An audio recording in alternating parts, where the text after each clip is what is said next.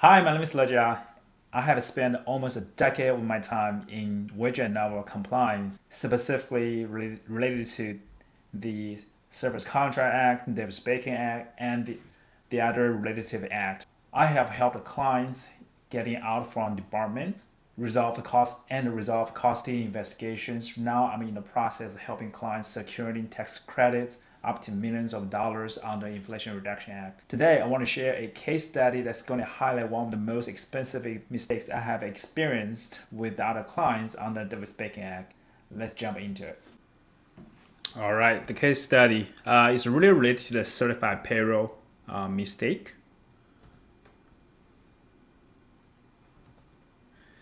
So, a little bit project background. We have a contractor. He's a prime contractor. He was a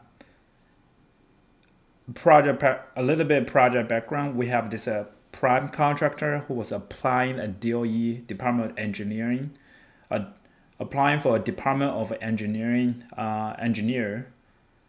We have this prime contractor who was applying for Department of Engineer construction loan, Department of Energy.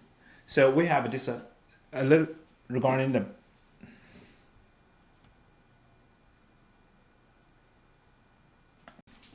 All right, case study. Certified payroll mistake is a very important topic to be addressed. Our client is a prime contractor who was applying for a construction loan under a Department of Energy program to build a major facility to help a government initiative. So the project requires extensive construction work with a lot of subcontractors underneath of them. So their subcontractor may have a third tier or fourth tier of subcontractors underneath of their subcontractors. So it's pretty complicated, right?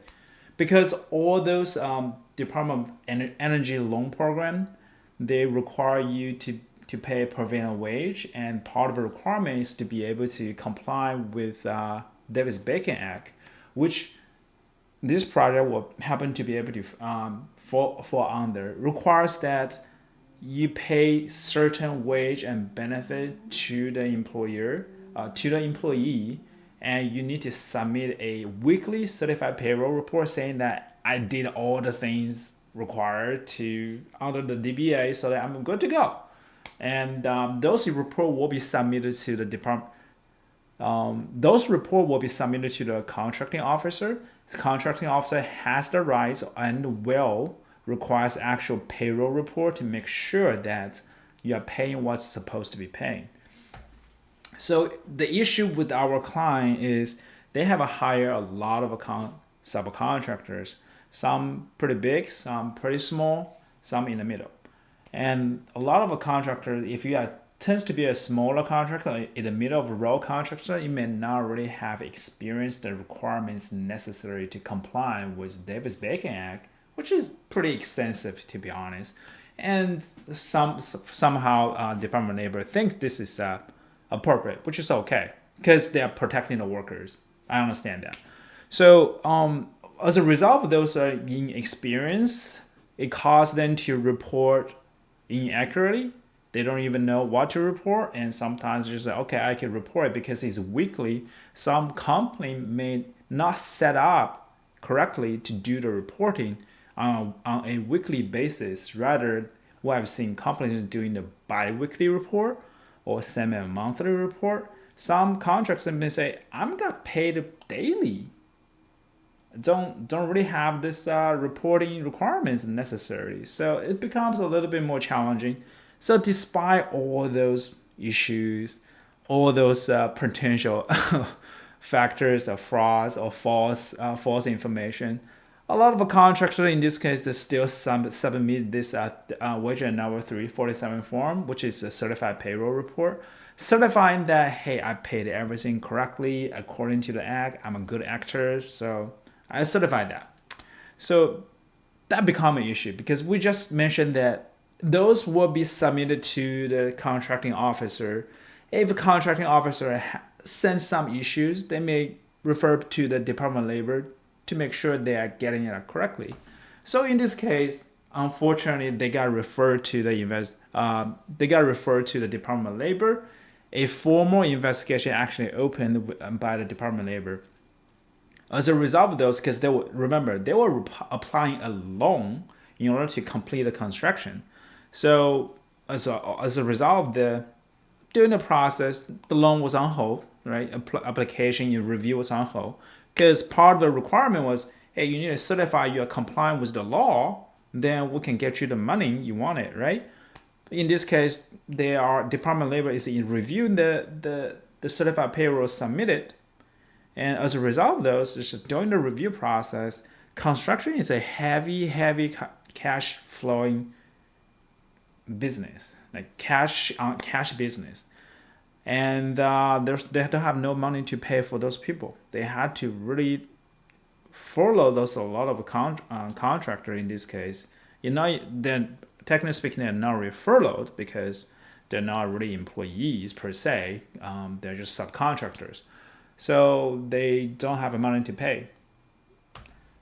There's a huge issue because it caused project delays. I believe the project delayed more than a year, just trying to get it resolved, and we were able to help them to get them to secure the loan. So the financial impact. So they wasn't able to pay for a lot of things, and workforce was a major cost. They couldn't pay most of the workforce, but at the same time, they still need to run the company, make sure everybody else within the company stay afloat. So they had to pick and choose. It's pretty heavy pressure during that time.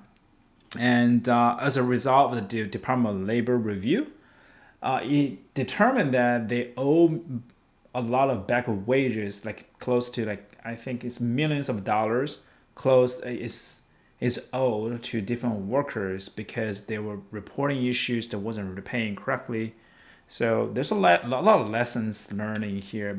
I think most importantly in this case is make sure that you're training your contractors, training your subcontractors regarding the certified payroll and the Davis-Bacon Act to make sure they know what they're doing, because you want them to be held liable for the things they did it wrong. So you want to train them. If they did it correctly, it's going to help you in terms of compliance. In this case, you need to verify whatever they actually paid, because in this case, Department of Wage and Hour is really heavy on, hey, did you pay them correctly? Did you pay them correctly? So you want to make sure that you are paying them correctly.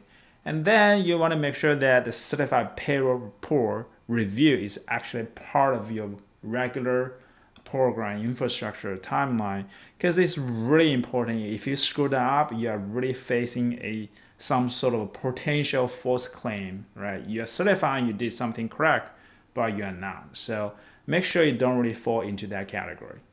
All right, this is it. Hey, real quick, if you find that video is really helpful, please give it a like button and drop a comment. Just subscribe. Thank you.